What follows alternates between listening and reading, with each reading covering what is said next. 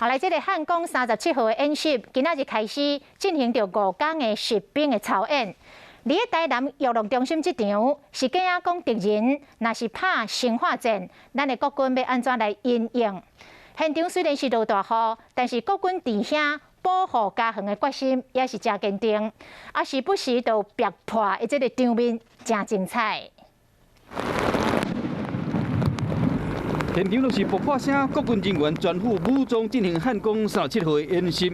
头一天伫台南，虽然讲有落雨，也毋过这国军议员认真地演练。化兵穿防护衣，将受伤军官送上军用的救护车。无2号生化战机攻击后，为了防止病毒扩散，进行车辆甲装备的消毒，训练国军后送的能力。 为演习场到车路出动消毒车，全面的消毒，任何演练的细节拢无马虎。汉光37号演习为今日开始，小连续5天进行陆海空的演练。最近因为疫情较紧张，原定7月份开始汉光演习，延到9月份进行。